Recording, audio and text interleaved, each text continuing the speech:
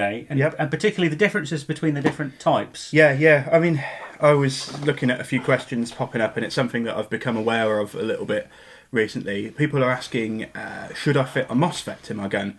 And I'm thinking, is it what you're looking for? What are you expecting from a Mosfet? Because there are a couple of different products out on the market. Yeah. A whole load of different products.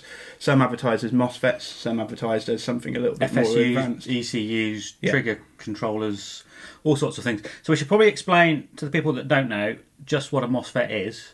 So my understanding is it's basically an electronic switch which takes a little signal current, which then switches on a much bigger current.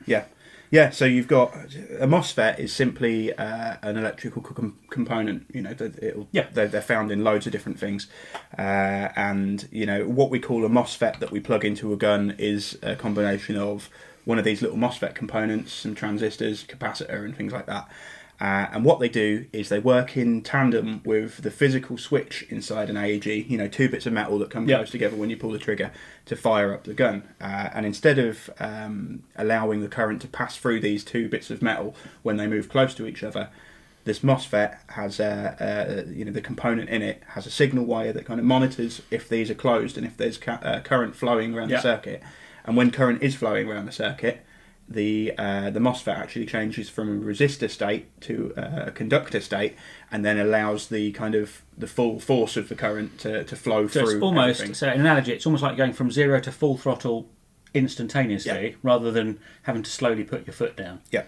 Okay. The problem with a normal switch is, as battery technology's got more and more powerful, and we're dealing with higher voltage and more current, you get arcing when these two bits of metal move close together. If you've ever played around with a battery or something like that, most in school science lessons and stuff. Yeah, you will have noticed that sparks build up, and when those sparks arc across two bits, you eat away at the metal contacts, and carbon builds up on them.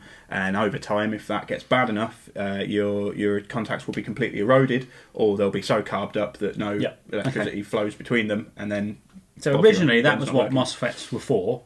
Yeah, and the simplest MOSFET still does that. Yep. But these days they're an awful lot more complicated. Yeah. I mean, the basic MOSFET gets you the switch protection, and you can kind of get an increase in trigger response.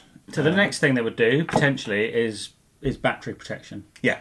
So the next kind of feature you quite often see is battery protection, because lipos you don't really want to deep drain. As you were talking earlier, most guns probably won't get to that level. If you've got a really efficient build, you can get to the point where they can drain a lipo. Yeah. A lot of guns will get really sluggish, and you'll say, hey, my battery needs to be swapped because the voltage is too low. But like you say, if you've got a gun that's particularly efficient, that's got quite a light spring in it, or has the right combination of spring and motor, you will actually be able to drop the cell voltage too low inside a lipo. And that can have a couple of different effects. The best case is that it's really difficult to charge and it might swell up. Next is that you probably won't be able to use it ever again. Worse than that is it will possibly rupture and catch fire, which you definitely don't want to happen. Bad. So instead of having to listen out, which is difficult to do sometimes, can be if you get excited. If you're playing, you can sort of ignore it, or maybe if you don't know what's happening. The next stage was to kind of build one of these battery monitors into a Mosfet system. So the slightly more advanced Mosfet will have battery detection. So that measures the voltage across the battery, and it says, hey, you've told me that you've got an 11.1 battery or a 7.4 battery, and I've noticed that the voltage is now below the average for that battery, so I'm going to stop working. I'm not going to let you drain any more out of that battery. You've got to change it over for a new one, and then I'll start working again for you. So that means you know when to rip your battery out and when to put it on charge and when to put a new one in. Okay, so then that's cool. And then there were some things like, so this is a Gate Warfet, and this is its programming card. This has all the features we just talked about, but also does a load of whizzy stuff, like burst control and pre-cocking and all sorts of, and a nice feature I really like, which it does that full throttle thing, and then it backs off the voltage, and it reduces the rate of fire subsequently. Yeah. So you can run a dirty big 11.1.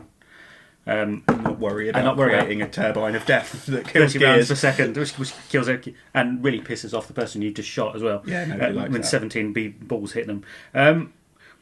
But this again, this plugs in. So there's also the battery and motor system run into the Dean's connector, and then the trigger has two little signal wires which plug into the black connector. I'll do some close-ups. So this is great, but it's still only really runs on current detection. It doesn't actually know what's going on inside the gearbox. No, it requires timing to be set, so you'll have to press around with the card. Press all these little buttons. You have to do a lot of trial and error. More, less, more. So if you want 3-round burst, you can't just tell it, I want 3-round burst. Yeah, you have to kind of measure it out, set it up. Not a bad solution, but things have moved on a little bit more now, and there are slightly more advanced features that you can get in what is not just a Mosfet, but is a fire control unit, trigger control unit, electronic trigger, that kind of thing. So probably one of the first almost in the gun solutions was and be remiss not to let Ben talk about the ASG Evo, but was the Evo, and that's largely why it was such a great item. Yeah, well, first of all, back in the day, I think it was about 2008, 2009, the PTW came along. Yeah. And that was an electronically controlled gun, and everybody was like, wow, what's this? Nobody really understood. It was all... I don't think I understood why it was so... It was like, all kind of mystical stuff, but magic. That was between £1,200 and £1,500 at the time, so, take on into account inflation and things like that. Yeah. And they're super expensive. The Evo came along a few years afterwards, and it was one of the first guns to come packing a electronic fire control unit inside it. It's not programmable, but what it does offer you is semi-auto, burst mode, and full auto modes. It also has battery monitoring, which will cut out if your battery is too low, and it also has like a fault detection system. So if something's not right inside the gun, it stops working. Yeah, your battery's faulty, the connection's not great, there's been a mechanical failure, it will actually stop you from using the gun, so you can't do any more damage to it, which is great.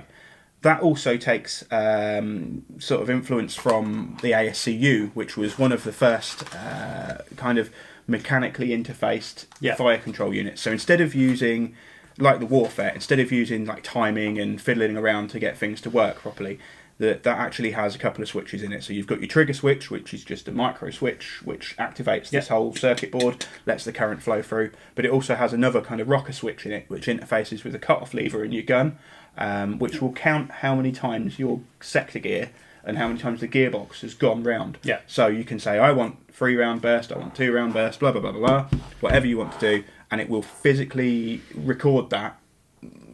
Well, it will record that digitally via a physical interface. So that's a little bit more foolproof than the current option, because it kind of registers, providing you mechanical components. But it actually knows how many times the gearbox is cycled, rather than you telling it you want the gearbox to cycle for about this long. Piece. That's got an awesome bonus to it, because it means that your gun is never half cocked. An AEG will always fire at the same velocity, because the piston can only travel forward at the right distance. However, what it can do sometimes is you'll get what's called a half cycle, where the gun overruns a little bit, or you hesitantly pull the trigger, and it will half cycle and not get all the way around. Also comes if people come off the trigger too fast. Yeah, and it gets jammed up, and you so get ahead of the gearbox. Best case scenario in that event is that you pull the trigger and it kind of seems to fire a lot quicker than it would normally, which is great if you're doing that intentionally, like pre-cocking. It's exactly that. But the big problem with that is that to start gear revolving already under load puts a lot more strain on both your battery and your motor. Yeah. So you find out that you'll suffer from what's called gearbox lockups, and you need to flick it to full auto and try and get it running. Really common in version 2 gearboxes. Yeah. Version 3s do it, but version 2s do it a lot. If you get a lockup, sometimes you can clear it by pulling on full auto, but in a bad situation, you can't actually do it without pulling the motor out and releasing the gearbox, which is a showstopper in a lot of cases. It means your gun's out of action until you can attack it with screwdrivers and Allen keys. So these ASCUs stop that from happening. It's brilliant. The Evo does the same thing. Yeah, cycle detection as well. Cycle detection on the cut-off lever, which is brilliant. You don't get half cycles, which is absolutely top. And that was a real big boon. But you don't get that with just a Mosfet. You need something a little bit more advanced, which kind of brings us. And then we move on to what kind of. So there's two things, kind of not at the top of the heap, but have all of the features we've talked about and some more. So there's the BTC Spectre, which is really popular, and then the Gate Titan, and both of those are in gearbox systems, and they have cycle detection, trigger detection, and all of the other features we've talked about.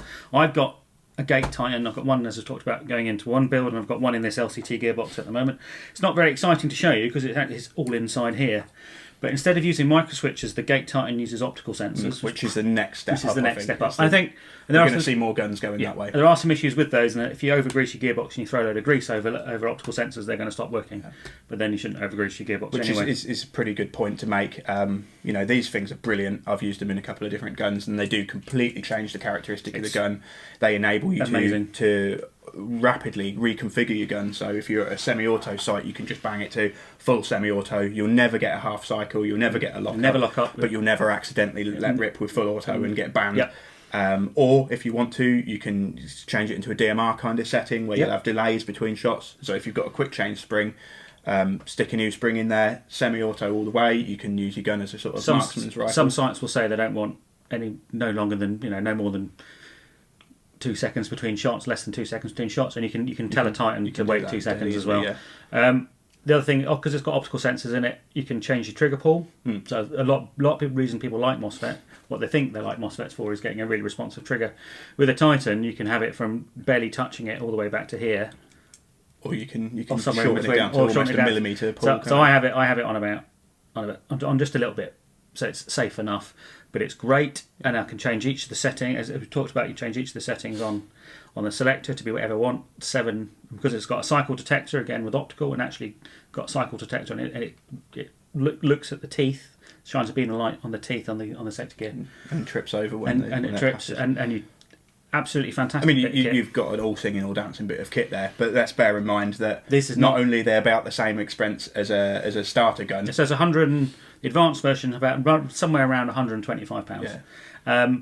But you're going to have to know what you're doing, or get in touch with somebody that knows what they're doing. Indeed. So if you're going to put one in, that's your warranty gone on your new gun. If you were to get a new gun, and you need to know what you're doing when you start putting these together. It's not. Although there's quite good in an LCT gearbox, they're pretty much a direct drop-in fit. There's still a few things. Some guns need a bit of dremeling here and there. So if you're going to put an advanced Mosfet in, it's probably worth going to talking to a really good tech and getting it done for you. So I think what we're saying is a lot of guns come advertised as with a Mosfet, or you can say, am I going to fit a Mosfet? With just a Mosfet, what are you going to get? Probably a bit of longevity, maybe. But you're not going to get an immediately different feeling gun. No. You're going to get these kind of behind-the-scenes safety backup features. If you go for a more expensive, more advanced trigger control unit, or a gun with one fitted already, you're going to get a different feeling gun, and a gun that you can change the characteristics of. Does that mean Mosfets aren't worth it? No. A lot of guns come with them as a basic Mosfet as standard now, which means you get kind of battery protection and things like that. That's great.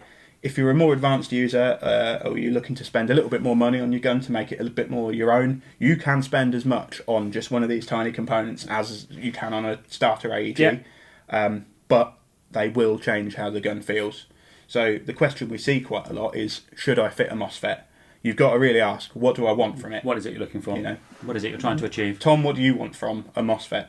Yeah, well, I want a whole programmable suite of thing, but I'm a techie nerd, so that's the way I am. But for your average starter player, or somebody that just wants a gun that works, that they don't want to get a PhD in electronics to deal with, a simple wired-in Mosfet's a great option. You won't even notice it's there in most cases nowadays. They can be not much bigger than a grain of rice, but you won't get burst modes just because it says Mosfet. So you do need to look into it. Have a good think about what features you want your gun to have, and at a certain point of, if you've got a starter gun, is it really worth putting that much money into something? Yeah. And that's a question only you can answer, really.